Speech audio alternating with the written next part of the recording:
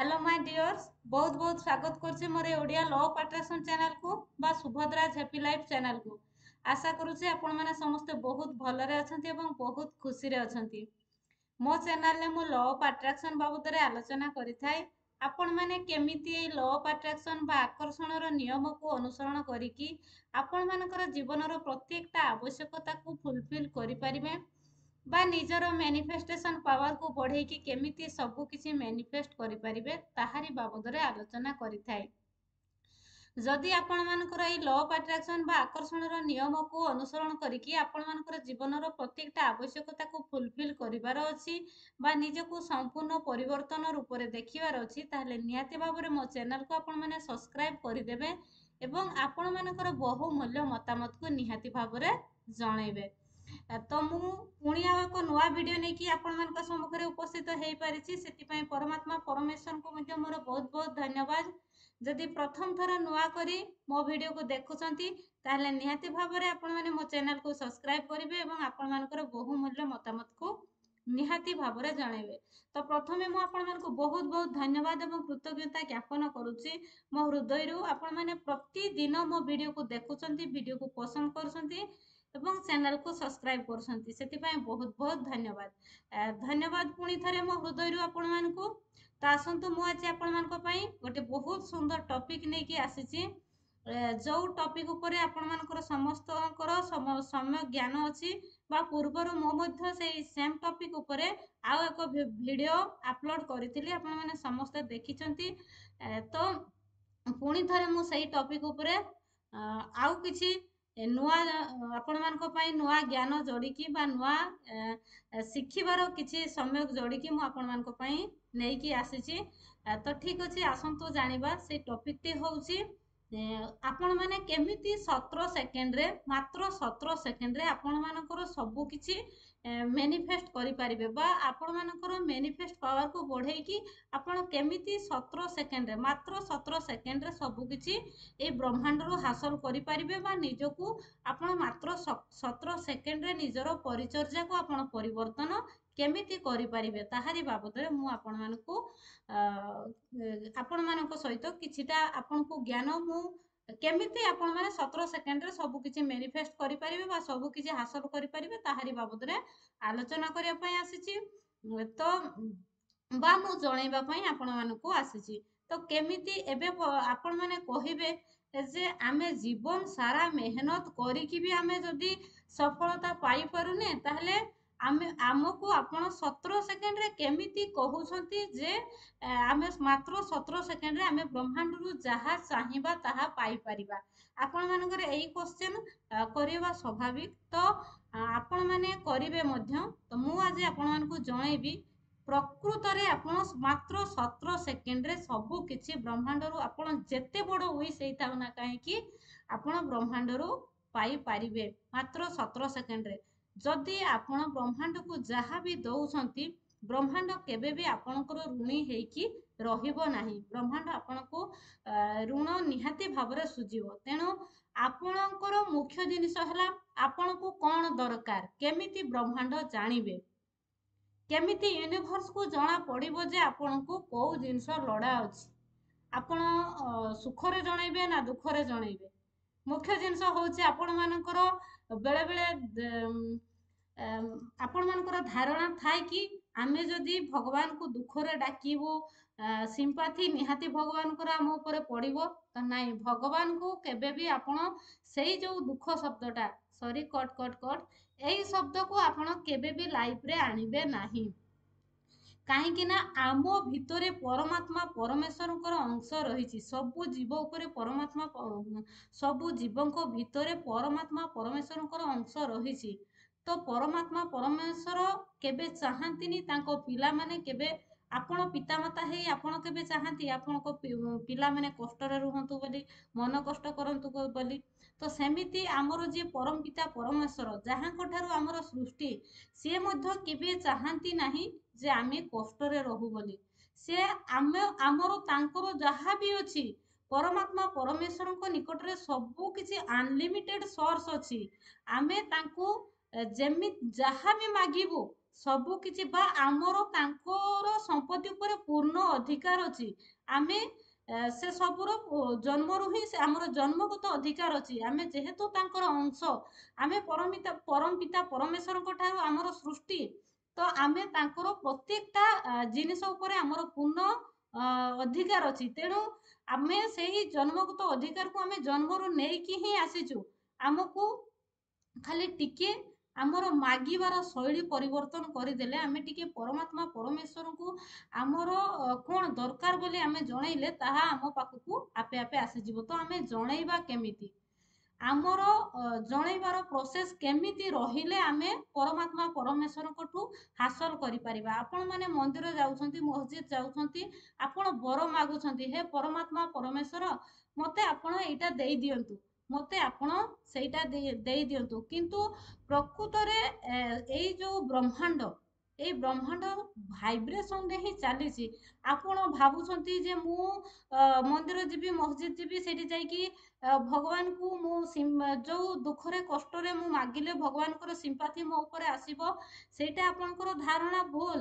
ପରମାତ୍ମା ପରମେଶ୍ୱର ସବୁବେଳେ ଚାହାନ୍ତି ଆପଣ ଖୁସିରେ ରୁହନ୍ତୁ। ଯଦି ଆପଣ ମନ କଷ୍ଟରେ ରହୁଛନ୍ତି, ଯଦି ଆପଣ କାନ୍ଦୁଛନ୍ତି, ଯଦି ଆପଣଙ୍କ ଭିତରେ ଯୋଉ ଅନ୍ତରାତ୍ମା ଅଛି ତାକୁ ଯଦି ଆପଣ କଷ୍ଟ ଦଉଛନ୍ତି, ତାହେଲେ ଆପଣଙ୍କର ଯୋଉ ଅନ୍ତରାତ୍ମାରେ ଯୋଉ ବ୍ଲକେଜେସ୍ କ୍ରିଏଟ ହବ, ତାହା ଆପଣଙ୍କର ଉନ୍ନତି ପଥରେ ପ୍ରତିବନ୍ଧକ ହେଇକି ସୃଷ୍ଟି ଯୋଉ ପ୍ରତିବନ୍ଧକ ସାଜିବ। ଯଦି ଆପଣ ଯୋଉ କ୍ୟାରିୟର କ୍ଷେତ୍ରରେ ସଫଳତା ପାଇବା ପାଇଁ ଚାହୁଁଛନ୍ତି, ଯଦି କେବେ ଆପଣ ନିଜକୁ ଅନ୍ୟମାନଙ୍କ ସହିତ ତୁଳନା କରିକି ନିଜକୁ ଛୋଟ ମନେ କଲେ, ନିଜକୁ ହେୟ ମନେ କଲେ, ନିଜକୁ ଅବିଶ୍ୱାସ ମନେ କଲେ, ନିଜ ଉପରେ ଭରସା ନ କଲେ, ତାହେଲେ ନିଜର ଅନ୍ତରାତ୍ମାରେ ଗୋଟେ ବ୍ଲକେଜେସ୍ କ୍ରିଏଟ ହୁଏ। ଆଉ ସେଇ ବ୍ଲକେଜେସଟା ଆମର ଉନ୍ନତି ପଥରେ ପ୍ରତିବନ୍ଧକ ସାଜିଥାଏ। ତେଣୁ ଆପଣ ମାନେ ସଦା ସର୍ବଦା ଖୁସିରେ ରହିବେ ଏବଂ ସ୍ପିରିଚୁଆଲି ଲାଙ୍ଗୁଏଜରେ ଆଫର୍ମେସନ କରିବେ। ଯେ ସ୍ପିରିଚୁଆଲି ଲାଙ୍ଗୁଏଜରେ କେମିତି ଆଫର୍ମେସନ କରିବେ? ଆପଣଙ୍କର ଯୋଉଟା ୱିଶ ଅଛି ସେଇଟା ଆପଣଙ୍କୁ ମିଳିଯାଇଛି ବୋଲି ଆପଣ ପରମାତ୍ମା ପରମେଶ୍ୱରଙ୍କୁ ଧନ୍ୟବାଦ କରିବେ। ହେ ପରମାତ୍ମା ପରମେଶ୍ୱର, ହେ ଅନନ୍ତ କୋଟି ବ୍ରହ୍ମାଣ୍ଡ, ମତେ ମୋର ଏଇ ୱିଶଟି ଫୁଲଫିଲ୍ ହେଇଯାଇଛି, ସେଥିପାଇଁ ମୁଁ ଆପଣଙ୍କୁ ବହୁତ ଧନ୍ୟବାଦ କରୁଛି, ବହୁତ ଧନ୍ୟବାଦ କରୁଛି, ମୁଁ ବହୁତ ଧନ୍ୟବାଦ କରୁଛି। ସ୍ପିରିଚୁଆଲି ଲାଙ୍ଗୁଏଜରେ ଆପଣ ଏମିତି ହିଁ କରିବେ। ତ ମୁଁ ଆଜି ଆପଣମାନଙ୍କୁ ଜଣେଇବି ଯେ ଆପଣ 17 ସେକେଣ୍ଡରେ କେମିତି ସବୁ କିଛି ବ୍ରହ୍ମାଣ୍ଡଙ୍କ ଠାରୁ ହାସଲ କରିପାରିବେ। ତ କେମିତି ଆପଣ ବ୍ରହ୍ମାଣ୍ଡକୁ ମାଗିବେ, କେମିତି ଆପଣଙ୍କର ମାଗିବାର ଶୈଳୀ ହବ, ତ କେମିତି ଶୈଳୀରେ ପରମାତ୍ମା ପରମେଶ୍ୱରଙ୍କୁ ମାଗିଲେ ମାତ୍ର 17 ସେକେଣ୍ଡରେ ଆପଣ ସବୁ କିଛି ପାଇପାରିବେ। ତ ମୁଁ ଆଜି ଆପଣମାନଙ୍କୁ ସେଇ ବାବଦରେ ଜଣେଇବି। ତ ମୁଁ ତା ପୂର୍ବରୁ ଗୋଟେ ଛୋଟ ଷ୍ଟୋରି କଥା କହୁଛି ଆପଣମାନଙ୍କୁ। ଷ୍ଟୋରି ନୁହେଁ, ସେଟା ରିଆଲିଟି। ମୁଁ ପ୍ରକୃତରେ ଗୋଟେ ବହିରେ ମୁଁ ଦେଖିଥିଲି। ଆମ୍ବାନୀ ନାଁକୁ ତ ଆପଣମାନେ ସମସ୍ତେ ଶୁଣିଥିବେ। ତ ସିଏ ଯେତେବେଳେ ତାଙ୍କର ଷ୍ଟ୍ରଗଲ ଲାଇଫ ଥିଲା, ସେତେବେଳେ ସିଏ, ମୁଁ ଗୋଟେ ବହିରେ ପଢିଥିଲି ଯେ ସିଏ କଣ କରୁଥିଲେ ନା, ସେ ଚିନ୍ତା କରି କରି ଧନବାନ ବ୍ୟକ୍ତିରେ ପରିଣତ ହେଇପାରିଥିଲେ। ତ ମୁଁ ଯେତେବେଳେ ପ୍ରଥମ ମୁଁ ଏଇ ଜିନିଷକୁ ଦେଖିଲି ବା ଶୁଣିଲି, ମୋ ନିଜ ଭିତରେ ମୁଁ କହିଲି ଜଣେ ଚିନ୍ତା କରି କରି କେମିତି ଧନବାନ ବ୍ୟକ୍ତିରେ ପରିଣତ ହେଇପାରିବ? କେମିତି? ଲୋକ ମେହନତ କରିଲେ, ଆମ ମାନଙ୍କର ସମସ୍ତଙ୍କର ଧାରଣା ଯେ hard working is equal to money, ବା ଆମେ ଯଦି ଅଧିକ ମେହନତ କରୁଛେ, ପରିଶ୍ରମ କରୁଛେ, ହାର୍ଡ ୱାର୍କିଂ କରୁଛେ, ତେବେ ଯାଇ ଆମ ପାଖକୁ ମନି ଆସିବ, ତେବେ ଯାଇ ଆମେ ଧନୀ ହେଇପାରିବା। କିନ୍ତୁ ମୁଁ ଯେତେବେଳେ ସେଇ ଜାଗାରେ ଦେଖିଲି, ଯେ ସେ ବହିରେ ପଢିଲି ଯେ ସିଏ ଆମ୍ବାନୀ ଯୋଉ, ସିଏ ଚିନ୍ତା କରି କରି ନିଜ ଭିତରେ ଯୋଉ ଚିନ୍ତାଧାରାକୁ ଅନ୍ୟ ଯୋଉ ଧନୀ ହବାର ଚିନ୍ତା କରିଛନ୍ତି, ଯୋଉ ବଡ ଲୋକ ହବାର ଯୋଉ ଚିନ୍ତା ସ୍ୱପ୍ନ କରିଛନ୍ତି, ସିଏ ସେଇ ସ୍ୱପ୍ନ ଦେଖି ଦେଖି ଚିନ୍ତା କରି କରି ଦିନେ ଧନବାନ ବ୍ୟକ୍ତିରେ ପରିଣତ ହେଇଛନ୍ତି। ତାପରେ ପୁଣି ମୁଁ ସେଇ ପେଜକୁ ପଢିଗଲି ଯେ ସିଏ ଯେତେବେଳେ ତାଙ୍କର ଷ୍ଟ୍ରଗଲ ଲାଇଫ ଥିଲା, ଯେତେବେଳେ ସିଏ ତାଙ୍କର ସେଇ ଦୁରାବସ୍ଥା ଥିଲା, ସିଏ କଣ କରୁଥିଲେ ନା, ମାସରେ ଥରେ ଦିଥର ସିଏ 5 ଷ୍ଟାର ହୋଟେଲକୁ, ବହୁତ ନାମୀ ଦାମୀ ହୋଟେଲକୁ ଯାଉଥିଲେ ଏବଂ ସେଠି ଯାଇକି ସେ କଫି, ଚା କଫି ସେ ପିଉଥିଲେ। ତ ସେଇଠୁ ସିଏ ଧନବାନ ବ୍ୟକ୍ତିରେ ପରିଣତ ହେଲେ। ମୋର ସେଇଠୁ ପୁଣି କନଫ୍ୟୁଜ ଆସିଲା ଯେ ସିଏ ମେହନତ କରିଲେ, ଆମେ ଟଙ୍କା ବଞ୍ଚେଇଲେ ଆମେ ଧନୀ ହେଇପାରୁ, ସେ କେମିତି ଏତେ 5 ଷ୍ଟାର ହୋଟେଲରେ ଯାଇକି ଚା କଫି ପିଇକି ସେ ଧନବାନ ବ୍ୟକ୍ତିରେ ପରିଣତ ହେଇପାରୁଛନ୍ତି? तो मो भितर से जिनस कन्फ्यूज आसीथिला एवं सेई दिनठू मु तर्जमा करथिली तापरे सेई सबू मो लाइफ रे आसिला परे तापरे मु लॉ ऑफ अट्रैक्शन संस्पर्श रे आसिली एवं जेतेबेले जानिली ना प्रकृत रे सत्य आमे जदि स्वप्न देखिबा दिवा स्वप्न देखिबा आमे जदि चिंता करिबा ताहले आमे प्रकृत रे दिने धनवान व्यक्ति रे परिणत हेई परिबा जदि अंबानी दिने से मासकू थरे कि दी थर तांकर स्ट्रगल लाइफ समय जदि सी से जो बहुत बड़ बड़ 5 स्टार होटेल को जाउथिले जदि चा कॉफी पीवा पई न जाइथांते हुए तो आज सी एते बड़ माने धनवान व्यक्ति रे से परिणत हेई पारि न थांते तो मु एबे आपण मानकू कोन कहिया पई चाहूची आपण माने बहुत भलो भाबरे जानि पारुछंती तो प्रत्येक जिनिस रे बा प्रत्येक आपण जे कोनसे जिनिसर दुईटा पावर थाए गोटे नेगेटिव गोटे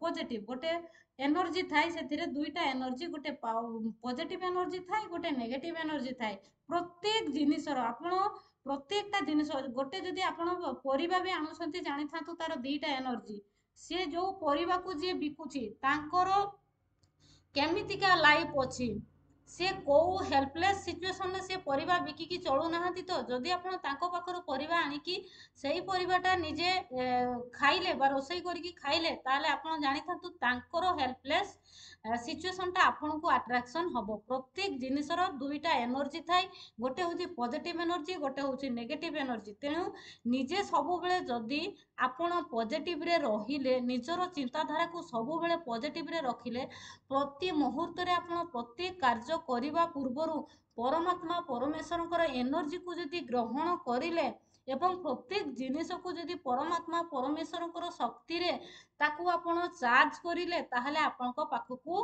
कस्मिन काले केबे भी आपनको नेगेटिव एनर्जी छोई परिबो नाही प्रतिदिन आपण सज्जा त्याग कला परे जदि परमात्मा परमेश्वर एनर्जी को आपण नेबे हे परमात्मा परमेश्वर हे अनंत कोटि ब्रह्मांड आपणकर शक्ति एवं आशीर्वाद मोर चतुर्पार्श्वर सुरक्षा कवच हेकी अछि जदि आपण निजर चतुर्पार्श्वर सुरक्षा करिवे सुरक्षा कवच बनैबे निजर परिवार चतुर्पार्श्वर निजर घर चतुर्पार्श्वर कौन भी नेगेटिव एनर्जी आपन को छोई परिबो नाही जदि भी आपण कोठू आनिले को जिंस आपण ताको परमात्मा परमेश्वरंकर शक्ति को ग्रहण करिकी आपण ताको चार्ज करिकी आपण जदि सेई जिंस को यूटिलाइज करूछंती यूज करूछंती ताहले आपण जानतु आपण को कोनोसी भी नेगेटिव ऊर्जा छोई परिबो नाही बा जदि कहीं आपण को घर को नेगेटिव वाइब्रेशन नहीं कि आसिले से नेगेटिव वाइब्रेशन मध्य परमात्मा परमेश्वर को जो एनर्जी आपण सुरक्षा कवच करिसंती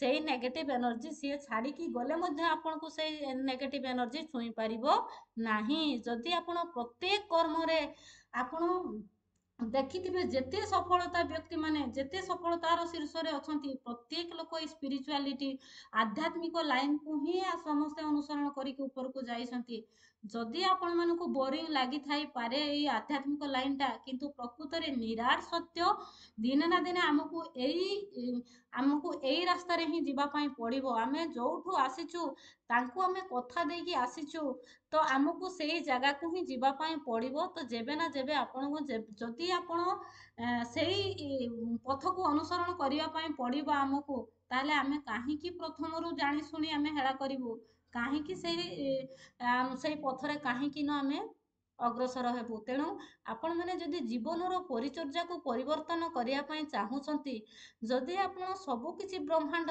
ठारू हासिल करिया पई चाहूछंती ताहले आपण निहाती भाबरे परमात्मा परमेश्वरଙ୍କର जो नियम रहिछि जो आमे जो सर्कल अछु सेही सर्कल ब्रह्मांडଙ୍କର जो नियम अछि जो आकर्षणर नियम सेही आकर्षणर नियम को आपण माने अनुसरण करंतु निहाती भाबरे आपण मानक लाइफ रे उन्नति आसी परिबो तो मु एबे आपण मानकू कहिबी केमिति 17 सेकेंड रे सब किछि हासिल करि परिबे आपण मानकू मु प्रत्येक दिन मेडिटेशन करूछि आपण मानकू मु प्रत्येक दिन विजुअलाइजेशन करूछि काहे की करूछि गोटे घंटा धरि के मॉर्निंग रे मु 5 टा रु 7 टा अपराह्न रे 3 टा रु 5 टा एवं राति 9ଟାରୁ 10ଟା ପର୍ଯ୍ୟନ୍ତ କାହିଁକି ମେଡିଟେସନ କରାଉଛି, କାହିଁକି ଭିଜୁଆଲାଇଜେସନ କରାଉଛି, କାହିଁକି ନା ଆମେ ସେଇ ପ୍ରୋସେସରେ ଆମେ ଯଦି ଯାଇପାରୁଛେ, ଆମେ କୌଣସି ଜିନିଷ ଗୋଟେ ପାଇବା ପୂର୍ବରୁ ଯଦି ତା ବାବଦରେ ଆମେ ଗୋଟେ ଚିନ୍ତା କରୁଛେ, ତା